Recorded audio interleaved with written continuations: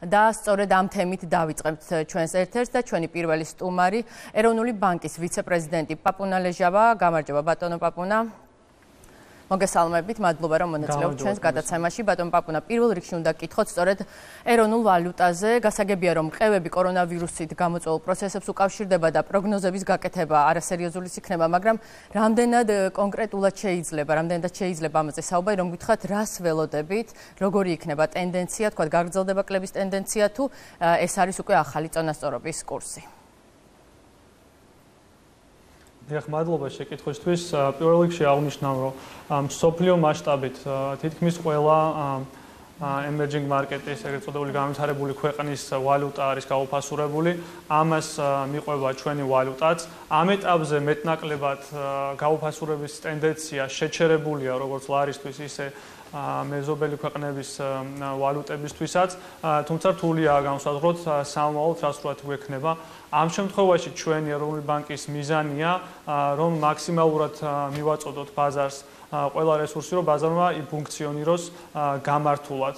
გუშინ ბატონმა კობამ პრეზიდენტმა განაცხადა, რომ გავახშირებთ ინტერვენციებს ჩვენ სავალუტო ბაზარზე. ეს ინტერვენციები იქნება როგორც ტრადიციული აუქციონების ფორმით, ისე უფრო პირდაპირ და უფრო ხშირით შეიძლება ითქვას ყოველდღიური ინტერვენციების კი, რაც ვფიქრობთ, რომ ბაზარს დაეხმარება მეტი სტაბილურობისთვის. თუმცა ეს არავითარ შემთხვევაში არ გულისხმობს იმას, რომ ჩვენ გვაქვს რაიმე ტარგეტირებული კურსი, რისი შენარჩუნებაც ან მიღწევაც გვინდა. კურს მაინც დაადგენს თავისუფალი ბაზარი. დაახლოებით მაინც რამდენის დახარჯვას გეგმავს ეროვნული ბანკი, თუ არის წინასწარ ასე თქვა გათვლილია ეს თანხა? წინასწარ ესე თქმა რთულია, თუმცა არც არანაირი ლიმიტი არ გვაქვს. ჩვენ რეზერვებს წლების განმავლობაში ვაგროვებით. დღეს 3,5 მილიარდის რეზერვი, დოლარის რეზერვი გვაქვს მხოლოდ ეროვნულ ბანკს. ამასთან გვაქვს მოლოდინი, რომ იქნება საკმაოდ სოლიდური დახმარება დონორი ორგანიზაციების მხრიდან. ამ თანხების ნაწილი, შეიძლება ითქვას დიდი ნაწილიც მოხდება სავალუტო ბაზარზე. ბატონ პაპუნა, თქვენც ახსენეთ მეზობელ ქვეყნებში კურსი, რუსეთს თუ არ ჩავთვლით, იგივე თქვათ აზერბაიჯანში და სომხეთში უფრო ნელა მიდის ეროვნული ვალუტის გაუფასურების კურსი, რას უკავშირდება ეს? კონკრეტულ ქვეყნებზე ალბათ რთული იქნება საუბარი, თუმცა ჯამურად რო ავიღოთ რუსეთი, ბელორუსი, თურქეთი, უკრაინა, ყაზახეთი, რეგიონის ქვეყნები რო შევადაროთ ლარს, საშუალოდ აღებული ლარის დაახლოებით იმდენივე წლის დასაწყისიდან 15% არის გაუფასურებული. ჩვენ რო ავიღოთ განვითარებული ქვეყნების საშუალო გაუფასურებაც დაახლოებით იგივე დონეზე. ბატონ პაპუნა, აუცილებლად უნდა გკითხოთ მოსახლეობის დამოკიდებულებაზე. ხშირი არის ხოლმე, როდესაც კრიზისისას ხდება პანიკა, ხალხი იწყებს დანაზოგების გამოტანას ბანკებიდან, არაადეკვატურად დიდი ოდენობით დოლარის ყიდვას, როცა ეს არ არის საჭირო. ეს პროცესი თუ შეინიშნებოდა ამ თვეების განმავლობაში, რაც დაიწყო კორონავირუსთან დაკავშირებული კრიზისი? სავალუტო ბაზარზე გარკვეული მღელვარება იყო, რა თქმა უნდა და თქვენს ნახეთ, ამიტომაც მოხდა ლარის ასეთი მყისიერი გაუფასურება, შემდეგ ამას მოყვა გარკვეული გამყარებაც. რაც შეეხება ბანკების ბრადობათ და რამდენად შეიძლება ეს მღელვარება გადაიზარდოს რისკებში, სხვა კრიზისებისგან განსხვავებით, დღევანდელი კრიზისი არ არის გამოწვეული ბანკების მხრიდან და ეკონომიკის ფინანსური სექტორის სხვა მოთამაშეების მხრიდან. 2008 წელს თუ დახმარება ბანკებს შეუწყოთ ხელი კურსის დაცემას, ამას გულისხმოდი. ამან ხო არ შეუწყო ხელი, ანუ დიდი ხო არ იყო, თქვათ ესეთი ეფექტი ბაზარზე. მოსახლეობის ქცევას. რა თქმა უნდა, მოლოდინები დიდ როლს თამაშობს, მოსახლეობის და ბაზრის მონაწილეების ქცევა დიდ როლს თამაშობს კურსთან მიმართებაში. და მაშინ რას ეტყოდით ჩვენს მოქალაქეებს, სწორედ უფრო კონკრეტულად რო ვთქვათ, რატომ არის მნიშვნელოვანი, რომ ეს პანიკა არ იყოს? ჩვენ გვინახია ლარის გაუფასურების პერიოდის და გამყარებულის პერიოდის.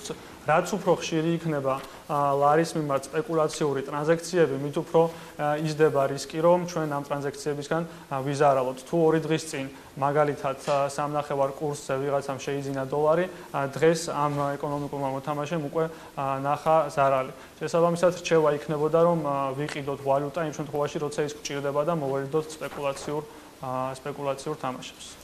ბატონო პაპუნა, ალბათ საბანკო სექტორი არის ყველაზე ბოლო, რასაც შეიძლება ასეთი კრიზისის დროს შეექმნას პრობლემები, მაგრამ მაინც უნდა გკითხოთ, რამდენად არის მზად ჩვენი საბანკო სექტორი, რომ გაუძლოს ამ კრიზისს, ან თქვათ უფრო თუ გართულდება პროცესები.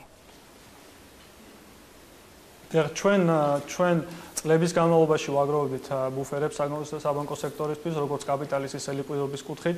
ამ კრიზისს ძალიან კარგად მომზადებული ხდება საბანკო სექტორი და უფრო მეცაც გეტყვით, დღეს გვაქვს იმედი, რომ სწორედ საბანკო სექტორის და საფინანსო სექტორის სიძლიერე მოგვეხმარება იმაში, რომ გადავიტანოთ კრიზისი შედარებით უფრო რბილად.